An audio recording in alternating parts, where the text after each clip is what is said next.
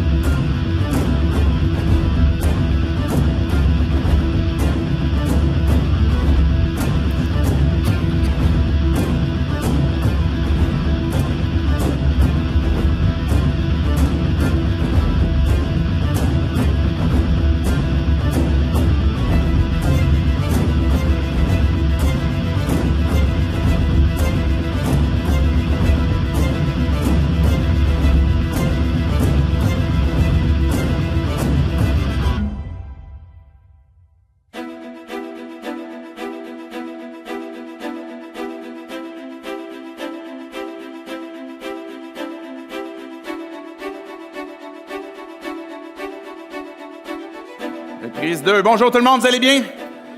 Oui, content de vous accueillir. Je m'appelle David Chouinard, je suis pasteur ici de l'Église. Bienvenue si vous nous visitez pour la première fois ou une des premières fois. Bienvenue aussi si vous nous suivez en ligne. On est content de pouvoir vous rejoindre aussi par ce média-là, qu'on puisse partager cette série qu'on a intitulée « Encre rouge ». Comme vous avez vu, on est à cette troisième partie ce matin. On a commencé l'introduction, il y a 2 dimanches, où on a parlé que cette idée d'encre rouge fait référence justement dans les évangiles au moment où Jésus parle. Donc, plusieurs Bibles que l'on a encore aujourd'hui, quand on ouvre dans les évangiles, on va voir les interventions de Jésus quand il va parler en rouge. Et d'où le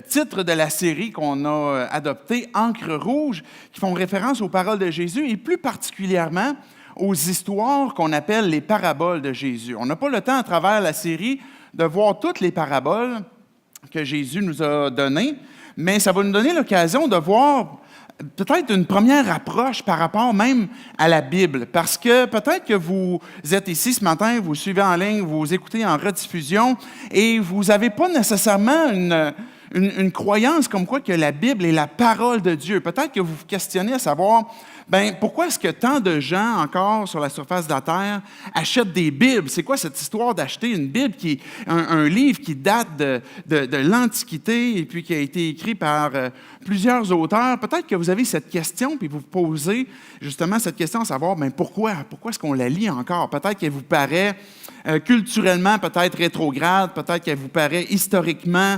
pas fiable, mais les paraboles que l'on a avec Jésus nous donnent d'avoir une première approche avec la Bible, parce que la Bible nous rappelle ces paroles, ces histoires qui nous ont été laissées par Jésus et qui peut-être vont faire justement ce premier brise-glace par rapport à ce que la Bible peut nous dire à travers les histoires que Jésus nous a dites. Et les paraboles sont ni plus ni moins que des illustrations pour le commun des mortels. Donc, une parabole est là comme objectif de d'apporter une vérité spirituelle, d'apporter une vérité qui concerne Dieu, qui concerne des choses qui peut-être d'un premier élan on ne comprend pas parce que ça appartient au domaine invisible, au domaine spirituel, mais les paraboles que Jésus nous a apportées sont des illustrations pour faire la connexion entre le domaine spirituel, les vérités qui nous sont communiquées, avec justement ce que l'on vit sur terre. Et on a eu l'occasion de voir deux paraboles. Et Daniel nous avait apporté la semaine passée la parabole du bon samaritain, qui était tout à fait intéressante et que plusieurs d'entre nous, on connaît. C'est une histoire qui est très connue, même si vous êtes plus ou moins familier avec la Bible. Et la parabole que je poursuis ce matin, c'est la parabole du semeur. Peut-être c'est une autre parabole que vous avez entendue, parce que ça fait partie des discours majeurs de Jésus. Il y a eu des enseignements que Jésus a communiqués, qui nous sont laissés dans les évangiles et qu'on considère comme des messages majeurs. Et la parabole du semeur fait partie des 5 plus grands discours que Jésus nous a laissés à travers la Bible. Et c'est cette histoire-là qu'on va voir ce matin. Hier, avant qu'on commence à regarder l'histoire, simplement pour se mettre dans le contexte de à quoi va servir cette parabole-là, hier, j'étais dans l'auto avec ma femme et puis de mémoire, il y avait ma fille aussi en arrière. Et puis là, je conduisais, j'étais un peu fatigué, j'avais pelleté au courant de l'après-midi et où je m'en allais pelleter, c'était peut-être ça le problème. Et puis là, ma femme était à côté de moi, puis là, elle est en train de texter. Puis là, j'entends... Tu sais, les sons de touche, quand ça fait clic, clic, clic, clic, clic, clic, clic, clic, là, tu entends le message qui part, tu sais. Puis là, tu entends le message qui revient. Clic, clic, clic, clic, clic, clic, clic. À un moment donné, j'entends ding, clic, clic, clic, clic. Là, à un moment donné, il n'y avait que du son dans l'auto. Ça rentrait, ça sortait. Il y avait des sons de clavier. Et sans m'en rendre compte, je sentais mon irritation en dedans de moi augmenter. Puis, sans crier gare, je dis « Hey, c'est-tu bientôt fini, là, ce son-là? Je suis plus capable! » Et là, j'avais eu la mèche vraiment courte et je me suis fâché après ma femme qui est en train d'écrire ces messages textes. Et là, en disant, en explosant, en ayant la mèche trop courte, j'ai réalisé que peut-être que c'était un peu trop intense pour une première approche, après avoir été aussi irrité. Et là, évidemment, je lui ai demandé pardon, puis j'ai réalisé que j'ai besoin de comprendre ce qui me mène à cette irritation-là, avant même que je ne sois plus capable et que j'aie envie d'exploser. Mais des fois, on est devant des traits de comportement qu'on peut avoir chacun d'entre nous, qui sont dans nos cœurs, et qu'on est devant on a l'impression, une incapacité à être transformé. À se dire, OK, je vais faire attention pour la prochaine fois pour essayer de discerner à quel moment ça va s'en venir pour que je puisse dire, est-ce que ça serait possible que tu fermes ton son avant que j'explose? Mais on peut être devant des traits de caractère comme ça que l'on a, puis qu'on se dit, je pense que je ne serai jamais capable de transformer ça. J'ai l'impression que d'être devant une impossibilité. Puis ça peut être des habitudes. Peut-être vous avez commencé des résolutions. Au mois de janvier, c'est toujours la coutume. Là, on commence des résolutions. Puis là, on est quoi aujourd'hui? On est le 21 janvier. Ils vont comment vos résolutions? Des fois, on est devant une réalité comme quoi que ça ne marche juste pas, mes résolutions. J'étais vraiment bien intentionné. Je voulais avoir une meilleure alimentation, une meilleure santé. Je voulais avoir un meilleur temps, par exemple, à lire la Bible. Je voulais avoir un meilleur temps à passer avec des proches. Puis je réalise que ce désir-là que j'avais pour me transformer n'a pas mené très loin. Et peut-être que vous avez ces résolutions-là. Peut-être que vous avez rencontré cette impossibilité à être transformé devant une difficulté qui peut-être crée des problèmes dans des relations et que vous dites, il faut vraiment que je corrige ça de mon comportement, il faut que j'arrête de texter au volant, il faut que j'arrête. Et puis là, on est justement peut-être découragé. Et c'est difficile d'être transformé dans le fond parce qu'il y a une phrase dans la Bible que Paul il nous dit qu'on fait le mal qu'on ne veut pas et on ne fait pas le bien qu'on voudrait faire. On dirait que cette équation-là nous colle à la peau et puis malgré ça, quand on regarde nos vies passées, on réalise qu'il est arrivé quand même des moments où on a été transformé. Si vous réfléchissez à vos vies dans le passé, il y a peut-être à un moment donné une parole, peut-être une information, peut-être une circonstance qui a transformé votre façon de penser. Je me souviens encore, comme si c'était hier, je vois le père de mon ami qui arrive dans le cours. C'est un ami qui est un petit peu plus vieux que moi, mais je l'avais quand même côtoyé beaucoup. Et puis, je vois le père de mon ami qui arrive un dimanche matin très tôt dans le cours, puis je me dis, ouais, qu'est-ce qu'il fait là? C'est bizarre, tu sais, c'est pas coutume que le père vienne chez nous. Et puis là, il rentre et puis il éclate en sanglots. Et puis, explique que Rémi est mort, a été frappé par une voiture au moment qu'il s'en allait en auto, puis il est mort la veille, le samedi soir. Je me souviens encore de cet événement-là comme si c'était hier. Parce que non seulement, c'était une personne que j'avais côtoyée et que c'était un choc pour moi à l'époque, que j'avais peut-être 11-12 ans, mais je savais à ce moment-là qu'il y avait quelque chose qui allait être transformé dans ma compréhension de la vie. Parce que même si, théoriquement, je sais que la mort arrive puis que ça existe, et j'ai peut-être déjà vu à quelque part des gens qui ont été exposés, mais là, j'avais quelqu'un de relativement proche qui était mort et puis que ça venait me troubler. Et je savais que cette information-là n'allait pas se limiter à juste une information, mais qu'elle allait transformer ma compréhension de la vie. Je me souviens une autre fois où, à un moment donné, je dormais paisiblement. Et puis là, il y a une infirmière qui vient me réveiller. « Monsieur Chouinard, réveillez-vous! Le bébé est en train de sortir! » J'étais couché sur mon lit de camp dans la salle d'hôpital. Ma femme était en train d'accoucher. Et puis, l'infirmière vient me réveiller pour me dire « Le bébé est en train d'arriver! » Et là, à ce moment-là que je me suis réveillé, je dormais pourtant sur un lit de camp, je ne pensais pas que ça pourrait être aussi confortable, mais ça a l'air que oui. Je savais que cette information-là allait transformer ma vie. Parce que ce qui allait suivre par après, bien évidemment, ça allait être un enfant de plus dans notre famille avec lequel on allait vivre. Et l'information que le bébé arrive allait finalement transformer ma vie. Et c'est resté plus que juste une information. On peut avoir toutes sortes de transformations dans vos vies quand vous pensez en arrière puis vous dites, mais je sais que cette circonstance-là, cette information-là a transformé ma pensée. Peut-être que vous vous souvenez à un moment donné où vous avez eu une déclaration d'amour. Quelqu'un vous a déclaré son amour, puis à ce moment-là, ça a transformé vos vies. Peut-être que vous vous souvenez d'un moment où vous avez eu un diagnostic d'un médecin qui vous a informé de votre état de santé, que ce soit positif ou négatif. Peut-être que ça a été un soulagement pour vous. Peut-être que ça a été une épreuve. Peut-être que ça a été une information à un moment donné où est-ce que tu as reçu une acceptation pour ton programme d'études ou parce que tu fais l'équipe sportive. Peut-être que tu as reçu une information concernant un emploi. Peut-être que tu as reçu l'information comme quoi que tu allais être parent, un peu comme moi je disais tantôt. Mais ces informations-là, il y a un moment donné où ce que quand tu les as reçues, ils ont transformé tes pensées, ils ont transformé ta vie, ils ont transformé ta façon de voir la vie et de même la vivre aussi. Devant une information qui nous est communiquée, on peut avoir différentes réponses. Peut-être même devant une information qui est dramatique, même comme, mettons, un fort deuil, on pourrait même avoir une réponse de déni. « Ah non, ça ne se peut pas. Je refuse de croire ça. Ça ne peut pas arriver. C'est impossible. » On pourrait avoir une réponse de colère, une réponse de tristesse. On peut avoir une réponse où on accepte l'information, puis à ce moment-là, elle nous transforme. Mais notre façon de recevoir l'information peut nous amener peut-être tout simplement à avoir juste une information supplémentaire ou finalement nous conduit à une transformation. Quand Jésus va nous parler de la parabole du semeur, c'est à ça qu'il veut nous amener à réfléchir.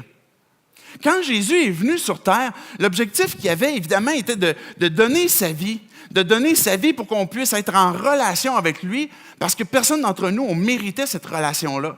Mais aussi un autre des objectifs était de venir nous révéler les vérités qui concernent Dieu et des vérités qui concernent l'éternité, qui est plus long que la vie qu'on peut avoir sur terre. On dit que l'espérance moyenne d'un homme est à peu près 81 ans, une femme, je pense, c'est à peu près 85 ans au Québec.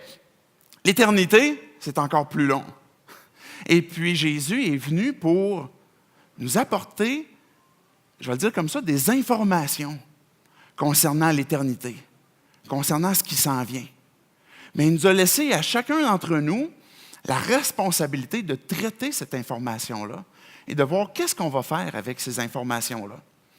Et ce que Dieu veut, ce que Jésus veut, C'est de nous amener à considérer qu'il y a plus que juste une théorie à recevoir puis dire ah ok l'aspect religieux c'est cool, ok je mets ça dans ma petite valise théorique, mais qu'il y a quelque chose qui est plus qu'une information qui conduit à une transformation.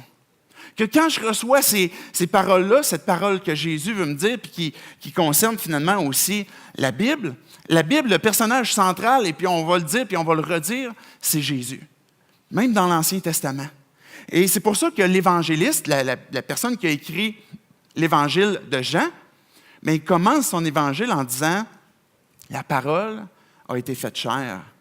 La parole qui est Dieu, qui était avec Dieu, qui a toujours existé, la parole s'est incarnée, elle s'est faite chair et est venue nous visiter. » Et cette parole-là, Jésus, qui est ce personnage central, les paroles qu'il nous laisse, il veut qu'elles nous transforment.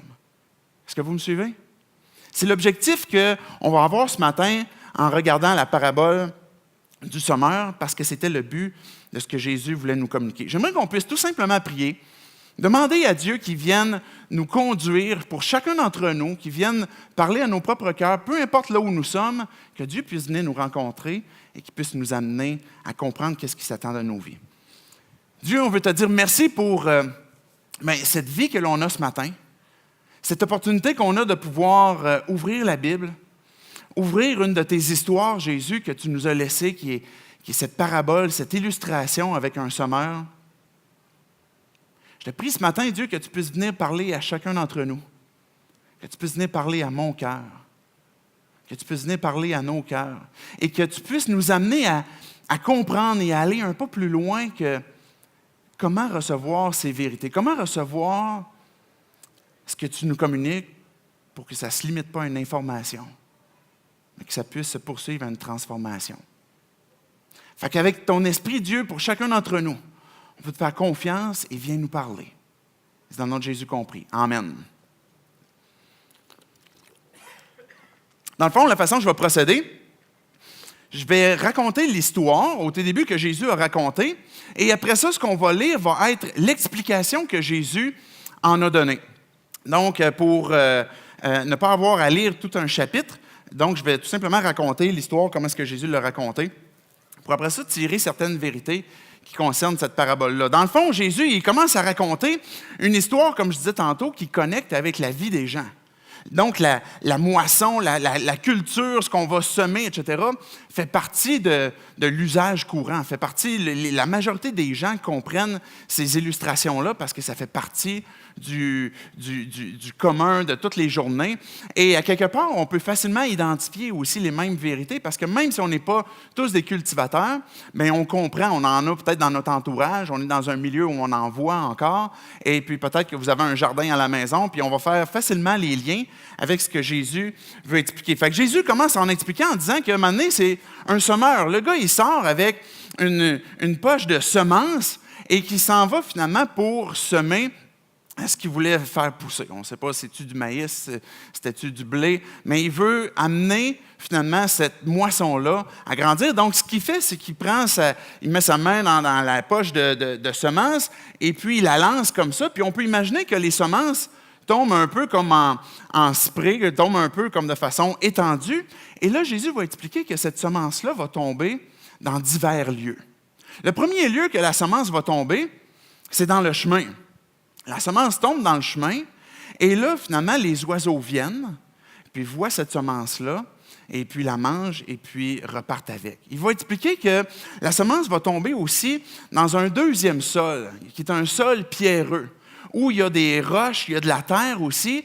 Et là, ce qui arrive, c'est que la semence qui est tombée là va pousser rapidement, parce que la terre est facilement humide à cause des pierres qui retiennent plus l'eau, et la semence va rapidement pousser, mais elle a comme problème que quand le soleil sort, bien là, rapidement, cette semence-là qui a poussé sèche et finalement meurt.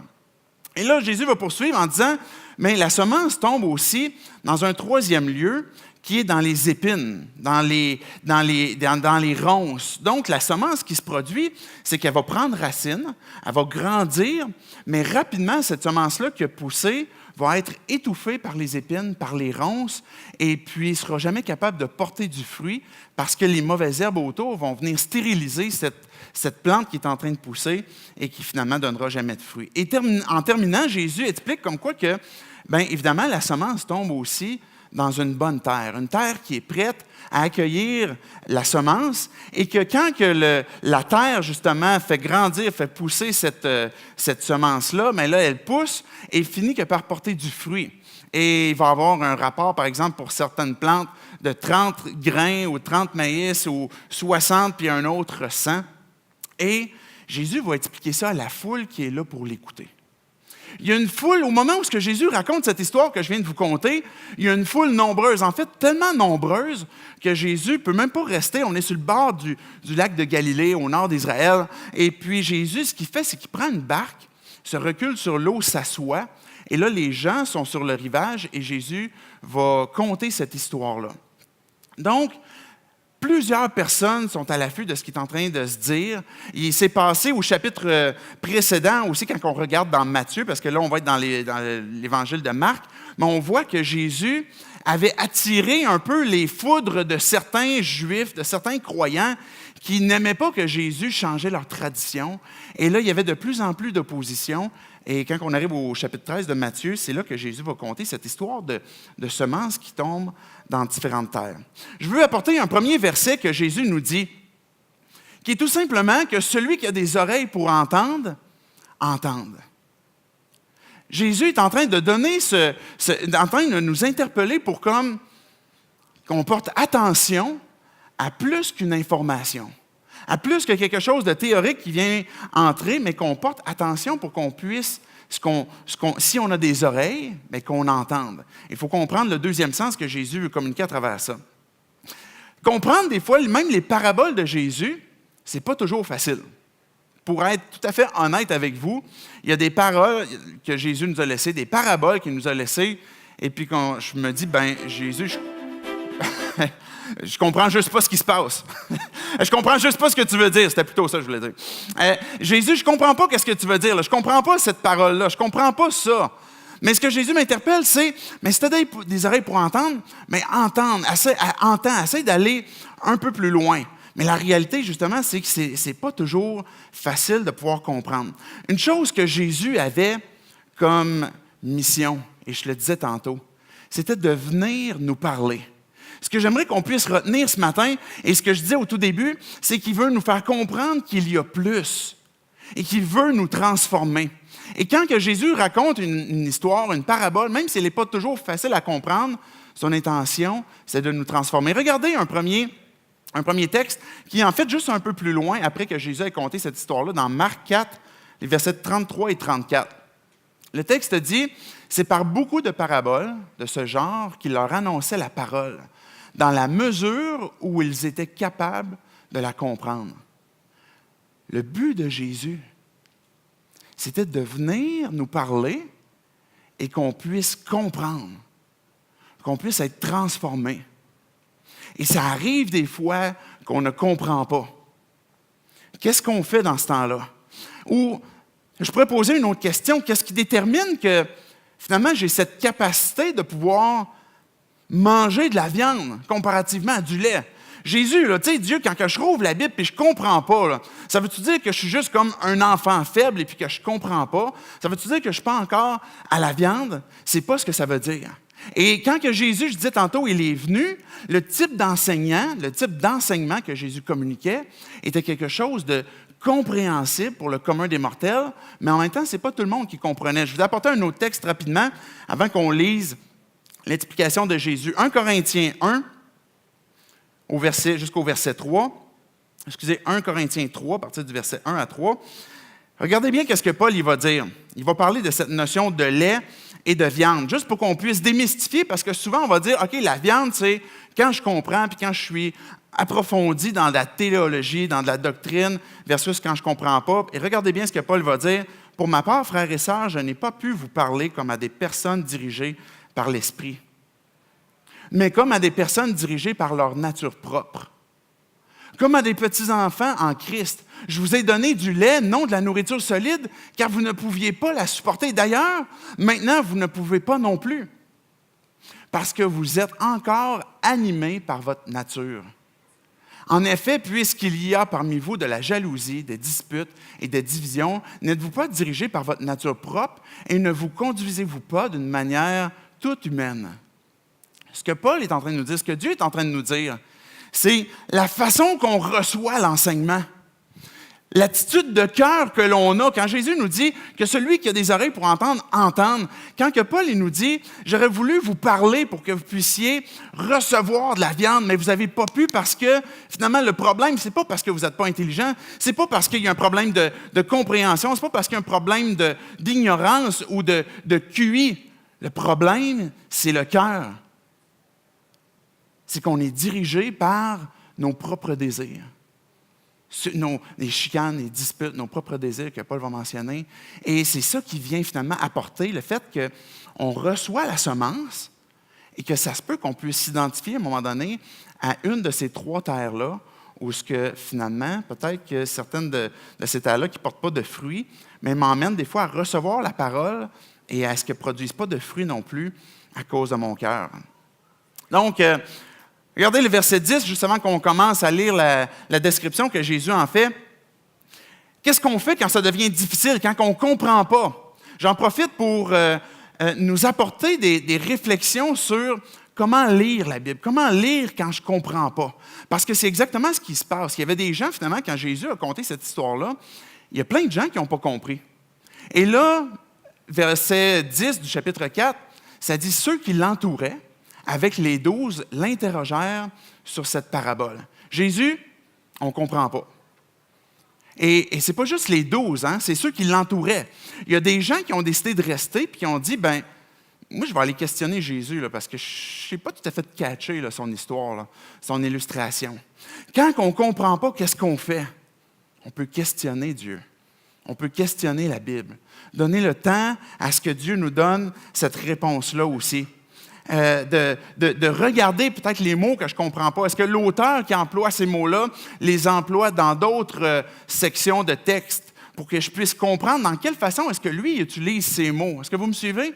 Je peux utiliser un mot à un moment donné qu'un autre ne va pas utiliser, mais pour moi, il a un sens. Et c'est la même chose aussi à travers les auteurs du Nouveau Testament, de la Bible, où ils vont utiliser un mot qui fait référence à une notion et qui va nous aider finalement à comprendre quand on va questionner Dieu. À comprendre finalement quel est le type de texte que je suis en train de lire. Et je vais faire référence tantôt à un texte qui est justement des fois difficile à lire, par exemple l'Apocalypse. Et des fois, on ne comprend pas. Et qu'est-ce qu'on fait quand on ne comprend pas? Par exemple, on ne comprend pas la parole de Jésus. On peut le questionner, on peut chercher à comprendre ces mots. C'est quoi son ton? C'est quoi le type de livre, par exemple, si c'est historique, poétique, qui est en train de nous communiquer? Puis aussi, on peut continuer de lire. Et à un moment donné, vous allez vous lever le matin ou le midi, dépendamment à quelle heure vous travaillez, vous avez envie de dormir. Vous allez lire votre Bible. Et puis là, vous allez arriver dans une section où vous dites, là, je veux lire de façon systématique. Et là, tu vas arriver dans Lévitique. Et là, tu vas dire, qu'est-ce que c'est ça? Je ne comprends rien. Tu vas arriver dans d'autres sections où tu ne comprendras pas. Et on parlait, il y a 2 semaines, que l'Esprit vient nous rappeler ce qu'on a lu. Et quand on continue à lire, même quand on ne comprend pas sur le champ, la Bible nous dit aussi que la Bible, la parole de Dieu, c'est l'épée de l'Esprit. Vous me suivez? L'épée de l'Esprit fait référence à quelque chose d'offensif, à quelque chose de défensif. On va en parler plus tard sur un autre discours, mais il y a un aspect d'offensif avec l'épée de l'Esprit. Mais quand que je continue de lire, même quand je ne comprends pas sur le champ, ça me permet de mettre des cartouches. Ça me permet de mettre en réserve ce qui va me donner l'opportunité de pouvoir me défendre. Ce qui va me donner l'opportunité que si je place ma foi en Dieu puis que je suis un croyant, que je ne vais pas être un pitoyable croyant parce que je ne sais pas comment me défendre. Je ne sais pas comment utiliser l'épée de l'Esprit. Puis l'Esprit ne peut pas me rappeler des choses que je n'ai jamais lues. Et là, quand je vais continuer de lire, mais tout d'un coup, à un moment donné, ça peut arriver plus tard que Dieu va me faire comprendre. Donc, je veux vous encourager à poursuivre de lire. Jésus va dire qu'il y a, à travers les 4 terres, c'est finalement 4 réponses qui nous sont communiquées, qu'on peut avoir, sur lesquelles on peut s'identifier avec la semence qui est reçue. Et c'est 4 différents cœurs qu'on pourrait expliquer. Juste pour expliquer les liens, quand on parle du semeur, on pourrait parler de celui qui lance la parole. Évidemment, le premier sens qui est donné, c'est Jésus. Jésus est en train de communiquer sa parole. Il est en train d'enseigner des foules. Il est en train de donner sa parole à toutes sortes de gens qui peuvent l'accueillir. Aujourd'hui, on peut l'appliquer à ce que ça soit des croyants. Si on fait partie de l'Église, on est le corps de Christ. Donc, la parole, elle est encore prêchée, elle est encore lancée et encore proclamée. Et ça peut être des croyants. Mais ça peut être même aussi chacun d'entre nous, quand on ouvre la Bible, puis qu'on est en train de se laisser prêcher par la Bible, ou même quand on est en train de se prêcher à nous-mêmes, parce qu'on peut se prêcher à nos propres cœurs, on peut prêcher à nos enfants. On est en train de proclamer des vérités qui nous transforment pour qu'elles ne se limitent pas à juste une information. Donc, le semeur, c'est celui, premier sens de Jésus, mais tous les autres qui vont proclamer les vérités qui concernent Dieu. La semence, c'est la parole de Dieu. Et les terrains sont les différents cœurs ou les différentes transformations possibles que Jésus veut communiquer. Le premier cœur que l'on voit, que Jésus va expliquer, c'est le cœur endurci. On va regarder les versets 14 et 15 de Marc 4 pour comprendre c'est quoi cette explication-là. On se souvient que les disciples sont venus voir Jésus et ont dit « On ne comprend pas, il faudrait que tu nous expliques c'est quoi. »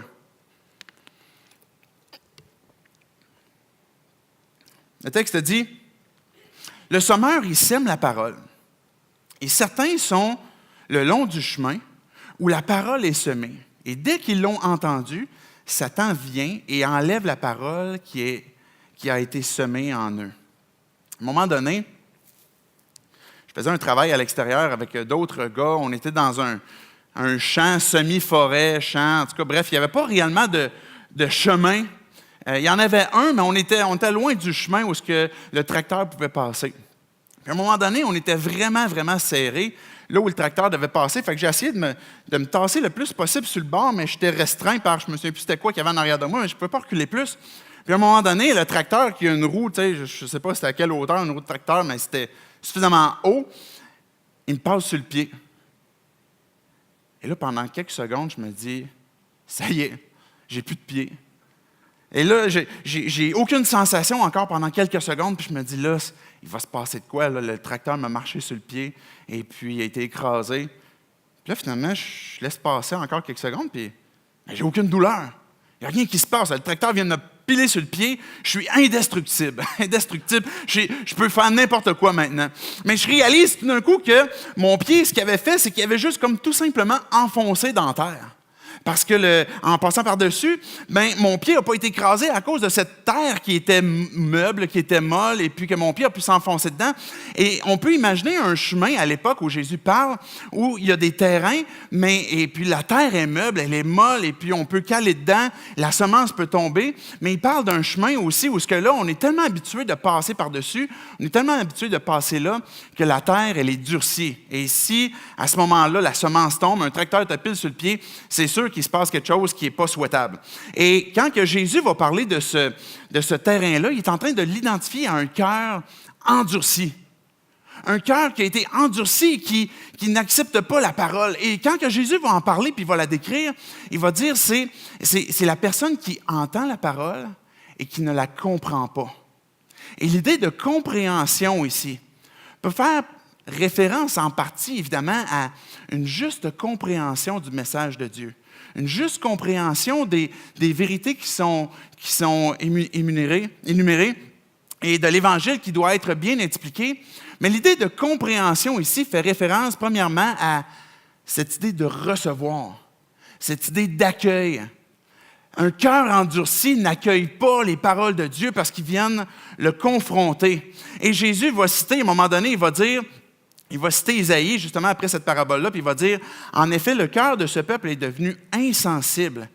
Ils se sont bouchés les oreilles, ils ont fermé les yeux, de peur que leurs yeux ne voient et que leurs oreilles n'entendent, que leur cœur ne comprenne et qu'ils ne se convertissent et que je les guérisse. » Ce que Jésus est en train de citer, qui avait daté de 600 ans avant même que Jésus vienne, c'était que le cœur de l'homme est endurci. Et quand on entend les choses qui concernent Dieu, quand on entend les choses qui concernent la parole de Dieu, les paroles de Jésus, on peut tous s'identifier un jour ou un autre à un cœur qui n'a pas envie d'accueillir cette parole-là, parce qu'elle est dérangeante, parce qu'elle est troublante, parce qu'elle est fatigante. Et peut-être que vous avez déjà entendu cette parabole-là, et puis on a tendance à s'identifier rapidement justement à la 4e terre, celle qui va amener du fruit. Et c'est évidemment un cœur qui est régénéré, puisqu'on va voir dans quelques instants. Mais en même temps, on peut un jour ou un autre dire, ben oui, mon cœur a déjà été endurci. Et puis peut-être que tu es croyant et que tu te dis, ben moi j'appartiens à la terre qui pousse du fruit, mais en même temps, pose-toi la question, est-ce que réellement, il y a des circonstances dans ta vie ou des moments dans ta vie où ce que tu t'endurcis pas? Ou ce que tu ne sens pas dans ton cœur, ou ce que tu as une petite frustration, une petite déception. Quelque chose qui emmène à ce que, quand que Dieu vient te parler, c'est comme, laisse faire, je n'ai pas envie de savoir. Laisse faire, je n'ai pas envie. Je le sais que tu me dis ça. Et je le sais, je l'ai plein d'informations dans ma tête de ce que tu as à me dire. Mais je n'ai pas envie qu'elle vienne transformer ma vie parce que présentement, je suis dérangé. Peut-être que tu ne t'es jamais identifié comme croyant et que tu as entendu certaines paroles de Dieu, certaines paroles concernant la Bible, puis tu te dis, j'ai pas envie de suivre ça parce que ça vient me déranger, ça vient me fatiguer. On a tous ce même cœur qui a une envie, une habitude de ne pas laisser cette semence-là entrer et venir transformer. Et ce n'est pas une question de compréhension intellectuelle, mais c'est une question d'accueil, une question de repentance, une question de « Dieu, je veux laisser ta parole venir transformer ma vie ».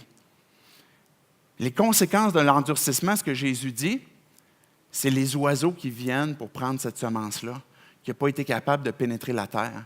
Et Jésus dit, ces oiseaux-là, il l'appelle Satan, le diable. Il l'appelle le malin dans d'autres évangiles.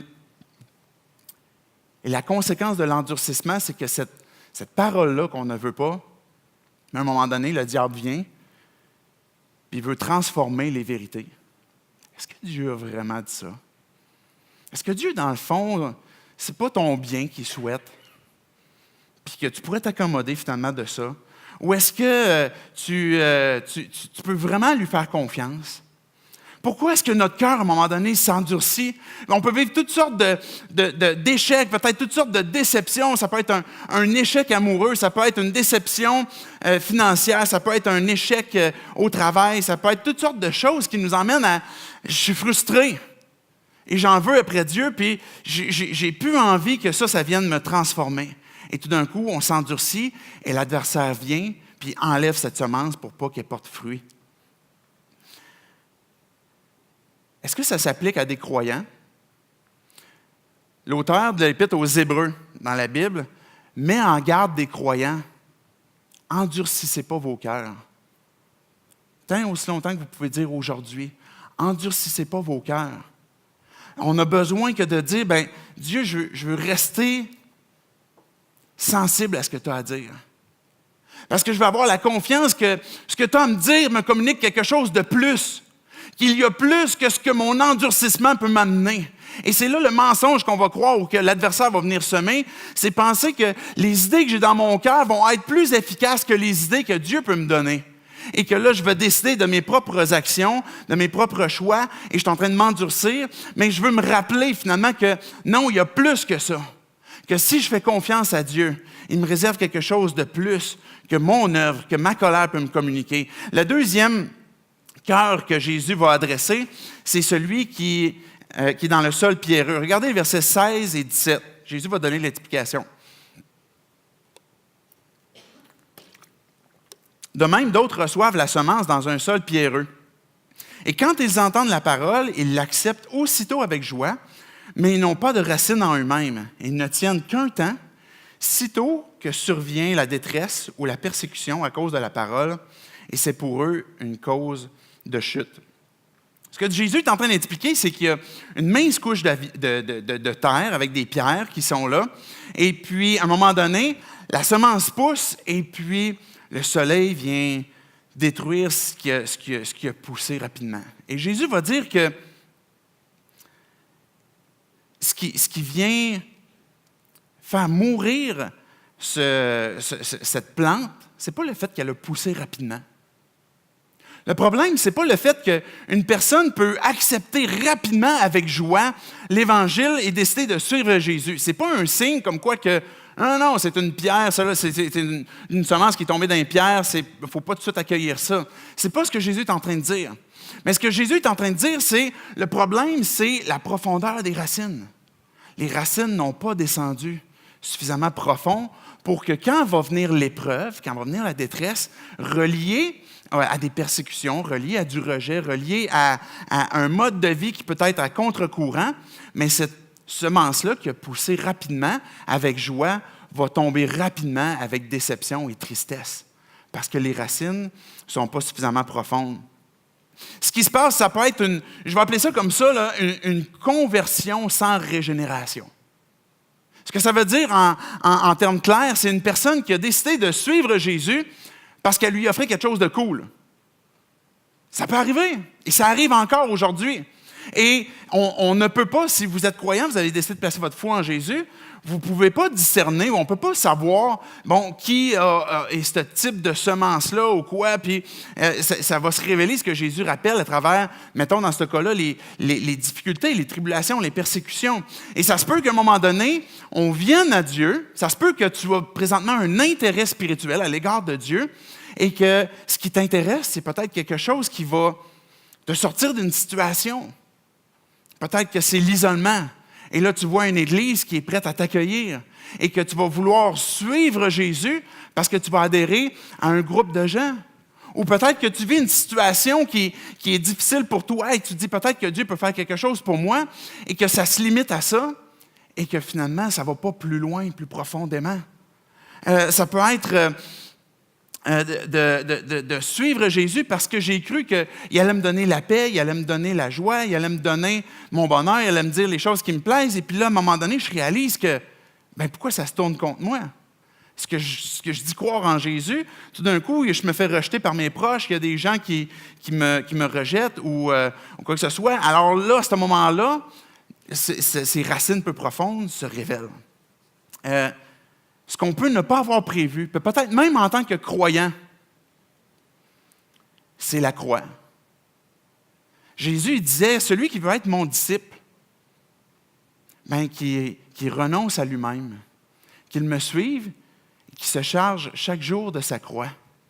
Cette idée de suivre Jésus en renonçant à soi-même et d'accepter ce chemin de suivre Jésus qui peut être à contre-courant. Des fois, on va lire l'Apocalypse. Et là, je parlais tantôt des textes difficiles à lire. C'en est un texte, je vous le consens. C'est tough à lire. Et puis, comment est-ce qu'on fait pour comprendre tout ce qui est là? C'est possible, c'est accessible. Et puis, à un moment donné, on reviendra là-dessus. Mais le but de Dieu à travers, par exemple, l'Apocalypse, comme tous les autres textes de l'Ancien Testament, comme du Nouveau Testament, comme de ceux qui nous paraissent parler du futur, c'est pour nous transformer dans le présent. Est-ce que vous me suivez? Les textes, aussi vieux qu'ils puissent être, aussi futuristes que vous pouvez le concevoir, sont là pour transformer notre vie au présent, transformer notre foi, notre espérance, notre marche, pour nous transformer au présent. Et des fois, on va lire l'Apocalypse, puis là, on va tomber dans toutes sortes d'interprétations ou d'allégories sur les tribulations, puis les 7 ans qui s'en viennent, puis ce qui s'en vient dans le futur, puis qu'on va vivre de façon, peut-être là, l'Église va être enlevée, etc. Je ne vais pas tomber dans toutes sortes de détails. Mais c'est que là, ça nous emmène des fois à se dire, OK, les tribulations, c'est quelque chose de futur. Mais Jésus, il dit clairement que si tu me suis, tu vas vivre des tribulations. Si tu veux me suivre, si tu veux recevoir ma parole, si tu veux qu'elle porte du fruit, il faut que tu assumes que ça va devenir difficile en certaines occasions. Peut-être que vous priez pour que le Québec se tourne vers Jésus, puis qu'il y ait un retour à la foi vers Jésus. Et quand ça va se produire, et ce n'est pas une parole de prophétie, ou c'en est une des paroles de la Bible, mais va se produire aussi s'il y a une conversion en masse, il va se produire aussi des grandes tribulations. C'est ce qui se produit continuellement.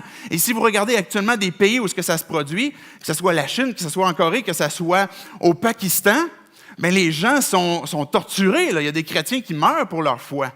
Et pourtant, c'est là qu'il y a un essor le plus grand pour un retour à Jésus, pour un retour à la foi. Et Jésus est en train de nous dire que ces racines, cette confiance qu'on va dire, Dieu, je te fais confiance. c'est toi que je vais accueillir. Et que là, Jésus me rappelle qu'il y a plus. Il y a plus que de juste ne pas être rejeté ou de ne pas vivre de persécution, mais qu'il y a la vie éternelle à saisir. Et pas juste la vie éternelle pour un moment donné dans le futur quelque part, pour maintenant, que je peux saisir, que je peux vivre, parce que je veux le suivre, peu importe ce qui se passe, parce que c'est en lui que j'ai placé ma confiance. Le troisième cœur, je vais inviter l'équipe de louange à s'avancer, puis je vais conclure rapidement avec le troisième et le quatrième cœur. Jésus va dire, versets 18 et 19, « D'autres encore reçoivent la semence parmi les ronces.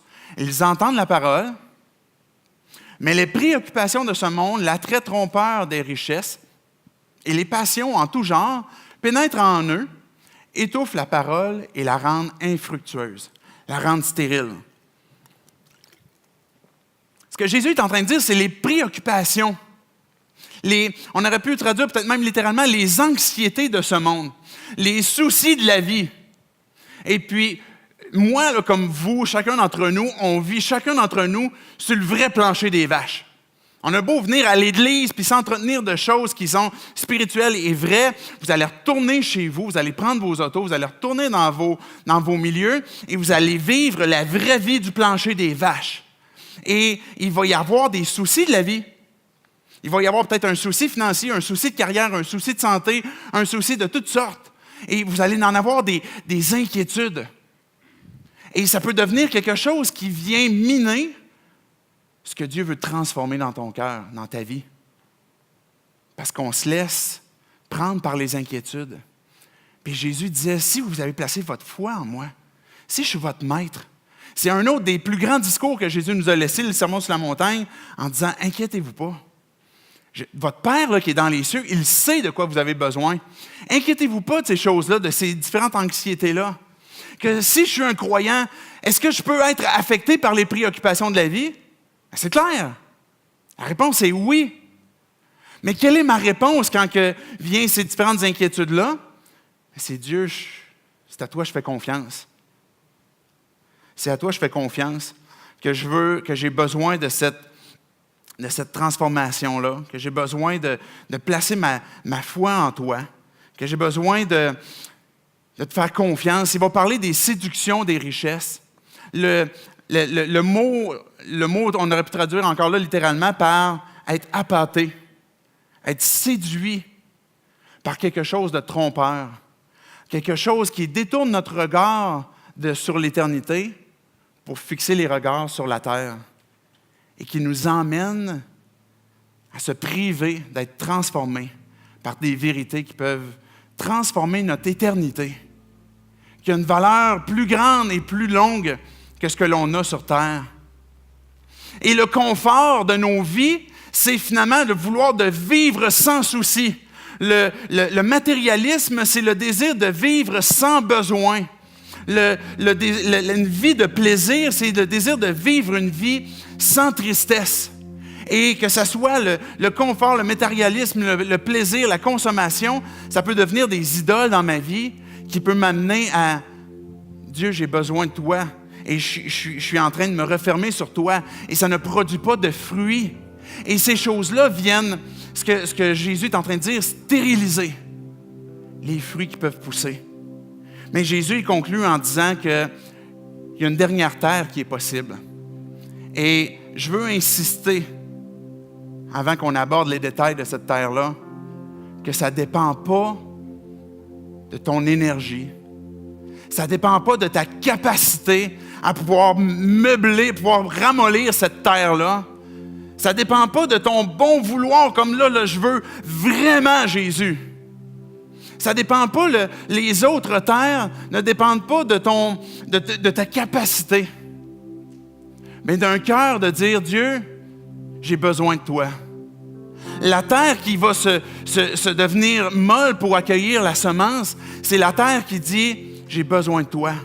Comme cette image, cette parabole que Jésus a contée, qu'à un moment donné, il y avait un homme très religieux qui est venu au temple et qui priait debout. Puis Dieu, moi, je te loue que je ne suis pas comme ces pécheurs-là qui sont derrière moi, ou que je ne suis pas comme eux autres. Et puis, un autre homme qui est venu, qui n'était même pas capable de rester debout, qui n'était même pas capable de garder la tête en l'air, puis qui se frappait la poitrine, puis qui dit, Dieu, je ne suis pas digne de toi. Mais sauve-moi. Et Jésus a posé la question, quel homme est reparti chez lui justifié? C'est celui qui avait un cœur repentant. Pas celui qui avait toute la capacité. Pas celui qui s'est dit, moi, mon cœur, il est parfait pour recueillir la parole de Dieu et puis je vais être capable de performer du fruit. C'est l'œuvre de Dieu, c'est la grâce de Dieu qui vient transformer ta vie. C'est pour ça que Paul pouvait dire, je suis le premier des pécheurs, mais Dieu m'a transformé. Regardez le verset 20, ce que Jésus va conclure. D'autres enfin reçoivent la semence dans la bonne terre. Ce sont ceux qui entendent la parole, l'accueillent, c'est l'idée de comprendre, on l'accueille et elle porte du fruit. Avec un rapport de 30, de 60, de 100 pour 1. Et même encore là, ce n'est pas une question de performance, c'est la question de la grâce ou l'intervention de Dieu. Qu'est-ce qui fait qu'une personne porte 30, 60 ou 100? C'est Dieu qui fait grandir. C'est Dieu qui fait croître.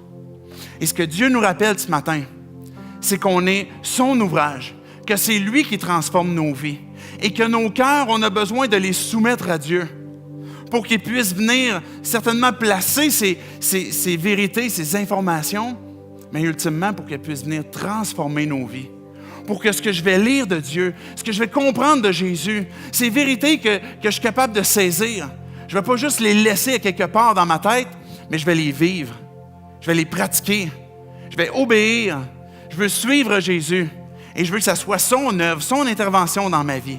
De quoi dépend ta transformation? Pas de ton intelligence, pas de ta compréhension intellectuelle, pas de ta capacité à bien gérer ton cœur, puis la semence qui va grandir, pas de l'incapacité de ton cœur à bien être parfait, mais à accueillir ce que Jésus a à nous communiquer. Il y a plus, puis Jésus disait, à la fin de cette parabole, qu'un cœur repentant conduit au pardon, qu'un cœur repentant conduit à la guérison de nos âmes, la guérison même de nos corps. Ultimement, ça va même être la résurrection, mais ça va conduire à la guérison et à l'abondance. Jésus veut me dire qu'il y a plus et que si je ne me contente pas à garder ces vérités-là comme des informations, mais que je dis, Dieu, j'ai besoin de ton aide, j'ai besoin de ton intervention dans ma vie parce que je réalise mon manque, je réalise mon cœur endurci, je réalise que mon cœur est divisé, je réalise que mon cœur est pas prêt tout à accueillir ce que tu as à me dire. Mais Dieu, je veux te faire confiance et j'ai besoin de toi. Dieu va produire du fruit. Il va me donner le pardon, la guérison et l'abondance. J'aimerais qu'on puisse terminer en priant. On va avoir un temps à la fin de cette prière où on va pouvoir louer Dieu, on va pouvoir dire à Dieu qu'on l'aime, on va pouvoir dire à Dieu, voici ce que mon cœur chante à cause de toi, pas à cause de moi. Et vous allez être invité à vous lever puis à participer. Vous pouvez être libre de rester aussi assis, de méditer ou d'écouter. Mais ça va être l'occasion de répondre. Dieu, on vient devant toi pour te dire merci. Merci Jésus de nous avoir donné cette parole, cette parabole qui est là pour nous amener à comprendre que nos vies peuvent être transformées. Dieu, on se rappelait tantôt comment est-ce qu'on a l'impression que c'est impossible que nos vies, on puisse les transformer de nous-mêmes. Ou que des fois, certaines circonstances, certaines informations qui nous arrivent viennent transformer des fois nos vies d'un angle désirable ou indésirable, mais encore là qu'on n'a pas pu contrôler. Dieu, on réalise que nos cœurs ont besoin de toi. Dieu, on veut tout simplement ouvrir nos pensées, nos cœurs pour que tu puisses venir nous parler à chacun d'entre nous. Et que ces vérités, ces vérités que tu nous emmènes, Dieu, on refuse de les garder uniquement comme des informations, comme de la théorie. Que Dieu, si on a placé notre foi en toi, on refuse que d'être des chrétiens qui vont juste attendre de voir ce qui va se passer. Mais qu'on veut te suivre, qu'on veut briller, qu'on veut te glorifier par nos vies. Que ton Église, Dieu, puisse t'adorer. Que nos vies puissent témoigner de cette adoration. Et viens mettre ta main sur nos cœurs, avec la puissance de ton esprit, pour transformer nos vies. Par ton puissant nom, Seigneur Jésus, qu'on prie ces choses. Amen.